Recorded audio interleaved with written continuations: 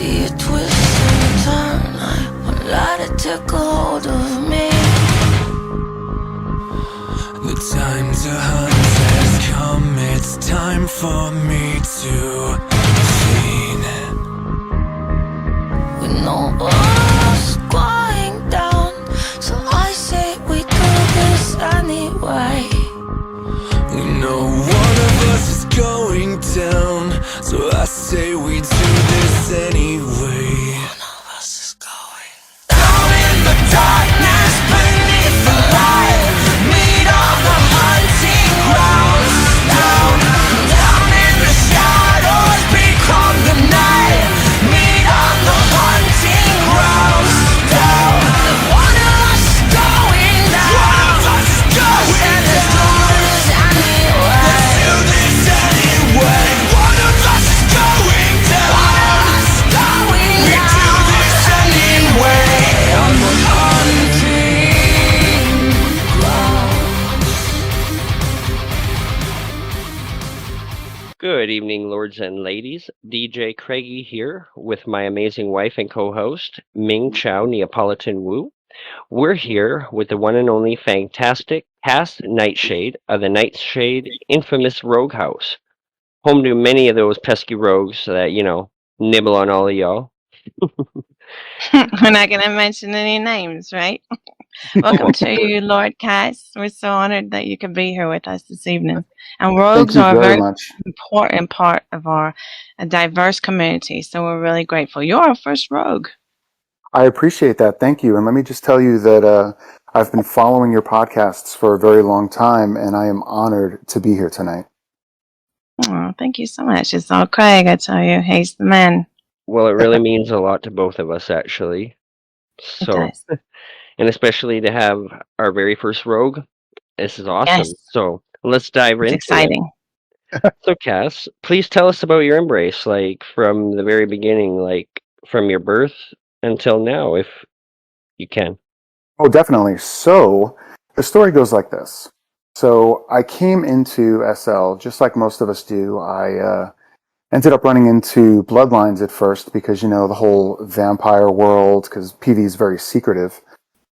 And I ran into Karina Starrison, and she brought me into her clan and Bloodlines, and with her help, I ended up getting all of the achievements that were possible in Bloodlines. And then, Oh, congrats on that. thank Quite you. the achievement. So I started looking around because I wanted something more. I wanted something that got my heart pumping. So that's when I ran into Lucifer Nightshade. I mean, he had a different name at the time, but I think his name was Lucifer Lightbringer at the time. And I ran into him because he was part of the Bloodlines clan, and he told me about PV. And then I started doing some research into PV and found out that this was definitely the game for me. So I kind of demanded that Lucifer bring me to his sire because I wanted to meet her. And I met her, and it's Heather Lightbringer. She's still my sire to this day. And she had a house inside of, or she has a house inside of Curse of the Phoenix, which is in the Blackburns bloodline. Okay. And I ended up meeting, Heaven and Lucian and all these big name people, as we all know who they are. And they welcomed me in with open arms. And I ended up getting embraced in a backyard embrace, as they call it, where there's no pomp and circumstance, because I wasn't really into it at the time. I just wanted to get on the grid and do my thing. Okay. And yeah, Backyards. Wow, it's like a dark alley embrace. yes, it was dark, and it was a lot of fun. Actually, it was a lot of fun. Wow, that's amazing. So cool. It was So the most meaningful. yeah, definitely. And then I ended up being turned, and I was a part of the Blackburn bloodline for quite some time. But I ended up showing an affinity to fighting. So Lucian ended up pulling some of the top fighters in the Blackburn bloodline to train me how to fight. And I was just, ever since I hit mature, I was on the grid constantly, always fighting, always having fun, always enjoying myself.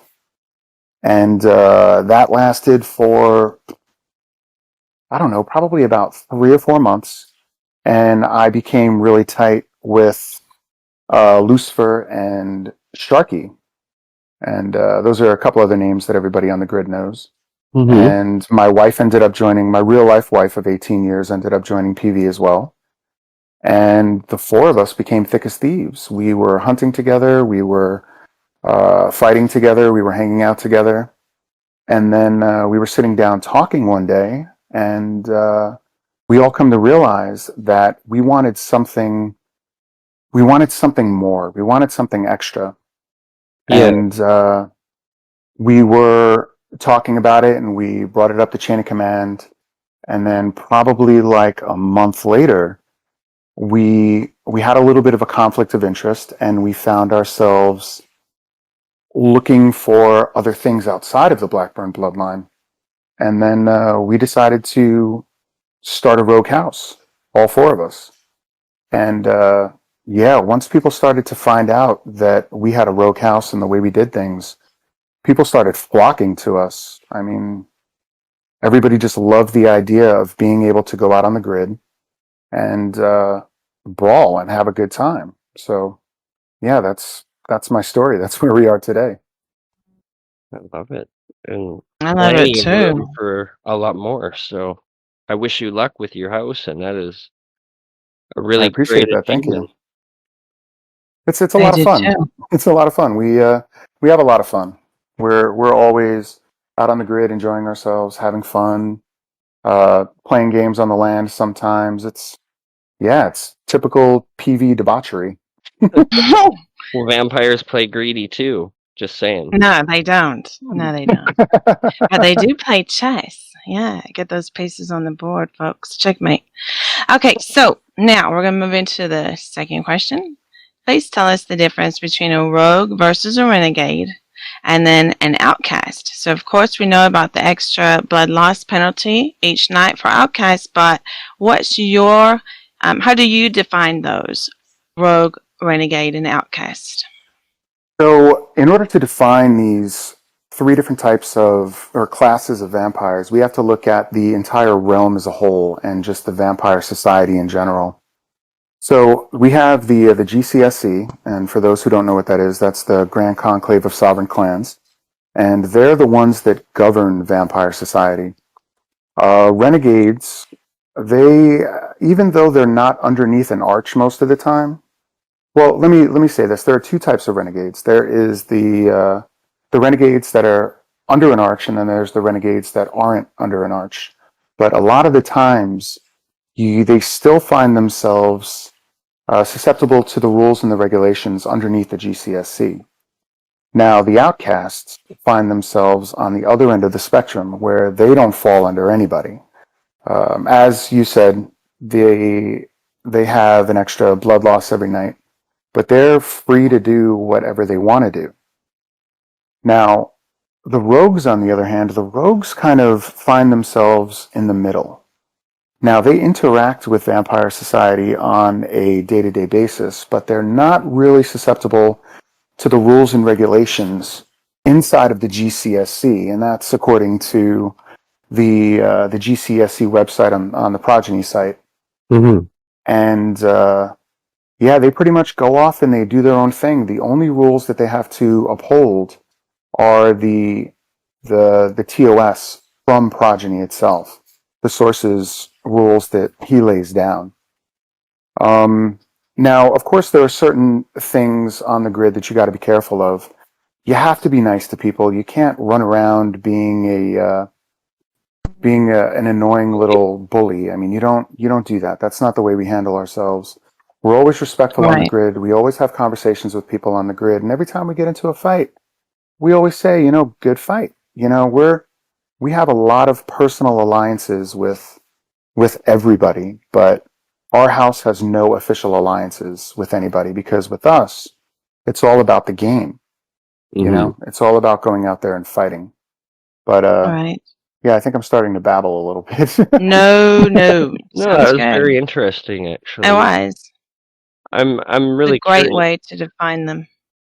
Oh, it really is, and I'm really curious. So, when you started off, I assume you were GCSE or Renegade. what actually made you choose to be a rogue or go more that lifestyle, more of just to be who you wanted to be with your family, essentially, or was there more? So what I do in my real life, I am in a very structured environment. There are a lot of rules and regulations that I have to follow, and I've been doing so for the past 20 years. Mm-hmm. I have to deal with a lot of drama at my job, and when I come into SL, when I come into PV, that's the last thing that I want to do. I really don't want to deal with I don't want to deal with a structured environment as well, when I come into PV. So being in a bloodline and following the rules and regulations and having, oh my gosh, what, 12 allied clans? Mm-hmm.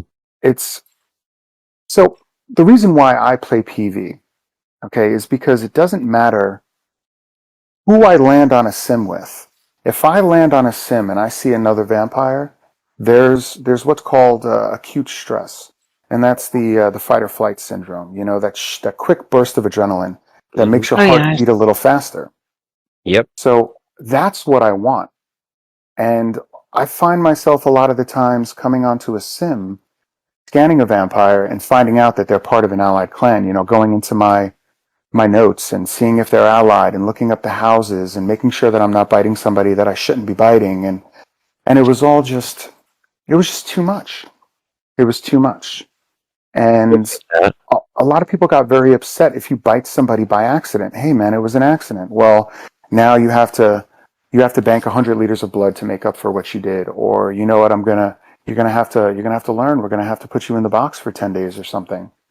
Uh, Nobody should have to do that. Nobody should have to be in a situation where they're about to get punished for trying to play or RP the true nature of a vampire, you know? So Outcast was a lot of fun. It really was, and I have a lot of respect for Outcasts. But I wanted to create a safe place for all the disenfranchised members of PV that Yeah. just didn't feel like they were having fun in the bloodline that they were in.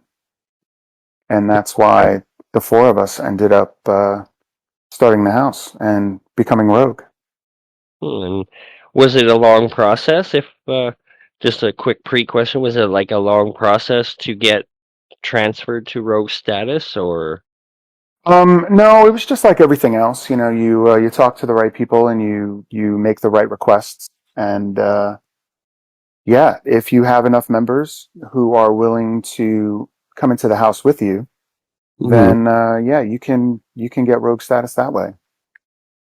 Now, is there like an application you gotta fill out, or a fee to go rogue, or how many is required for your house? So in order to start a rogue house, you have to have 25 members, 25 outcasts Yeah. that are Okay. willing to join. And I know what a lot of people are saying. Oh, you can just create some alts and turn them and say that they're good. I have right now about 42 members active in my Mhm. house, and they're active. There, there are no alts. These individuals are on the grid playing the game, being rogue vampires. And And we the know they are because they bite us. well, I hope you bite back. No, my fangs don't work.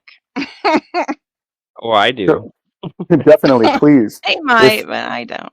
if you see anybody in the house out on the grid, please. That's what they live for. We get so mad that so many people poof when we bite them. Like, get into the fight. Let's play the game. You know, let's play the game. That's what the game is for. That's Hmm. part of being a vampire, absolutely. That's it. Yeah, like one of our kids says, PvP, PvP.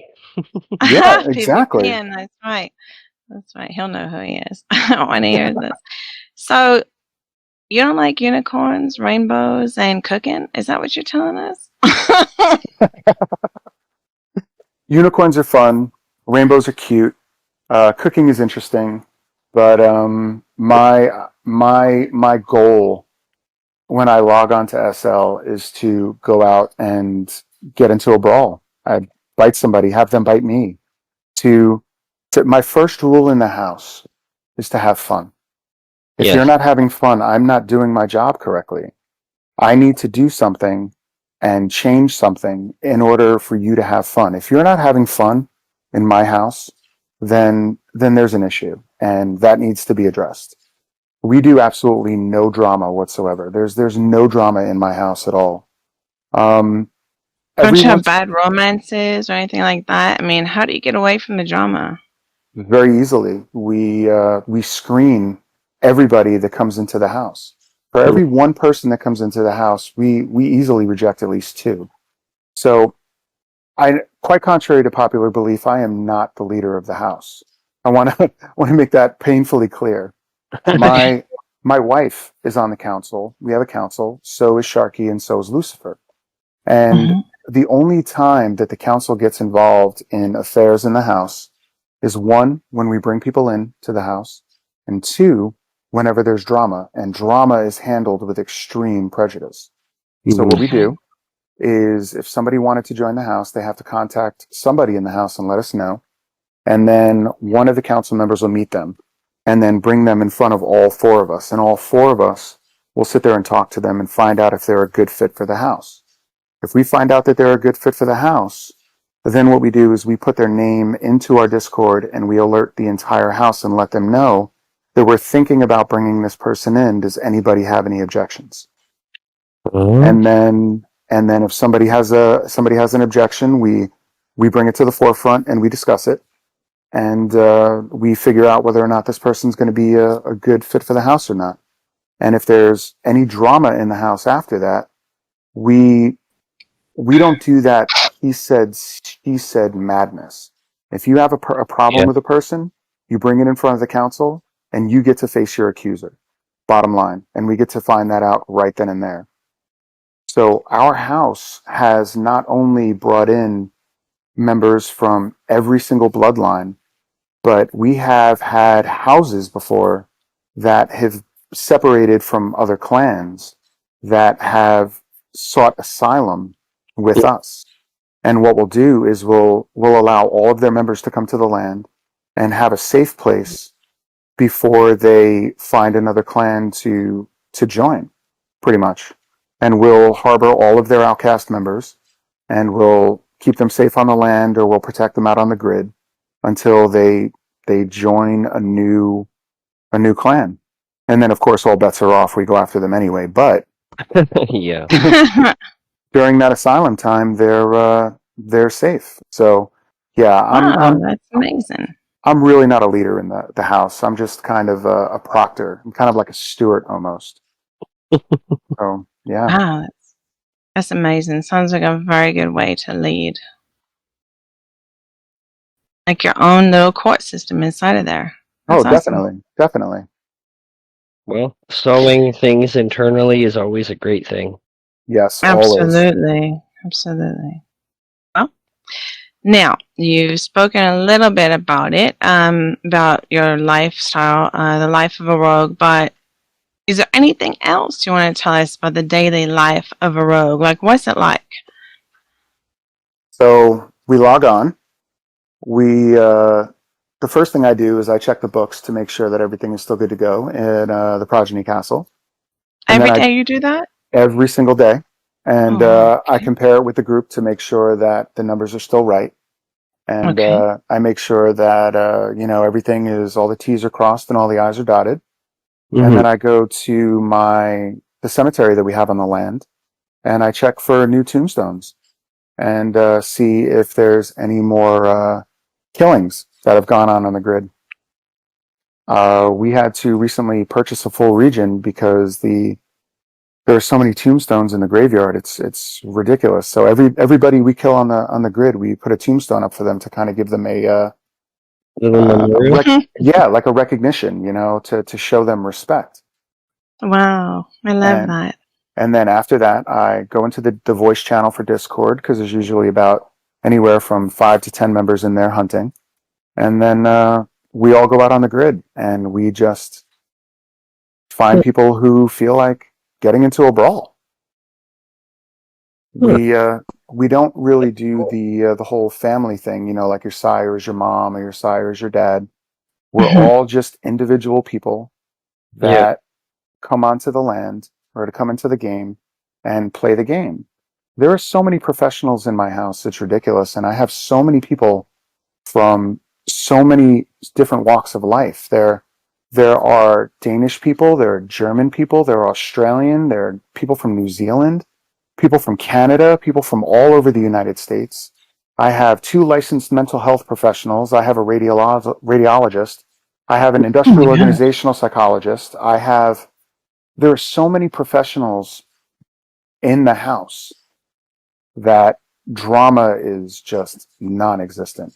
So we don't have to deal with all the petty squabbles that most clans and most bloodlines have to deal with on a daily basis.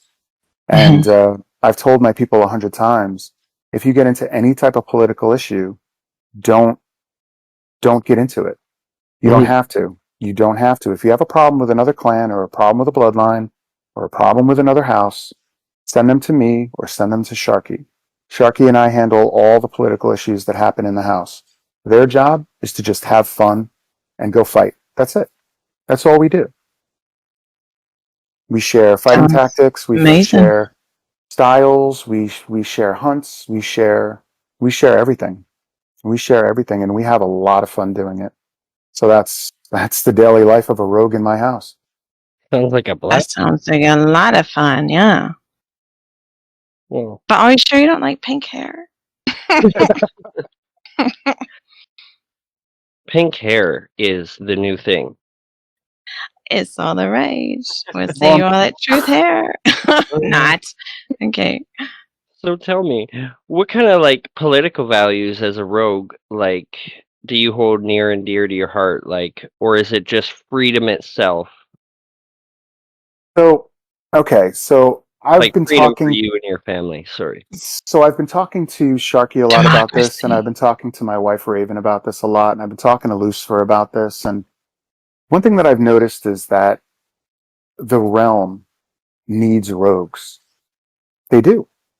We are literally the other side of the coin when it comes to vampire society. There's so much going on inside of the realm or inside of this realm that you can literally log on. It's like, I feel sorry sometimes for the arches. As soon as they come on, they have to deal with a bunch of political madness, you know? And they don't have time to really enjoy the game the way that they've played it back in the day. So when it comes to political stuff, I really try not to get involved too much with the political side of the realm unless one of my people come up against a situation that we have to be political with.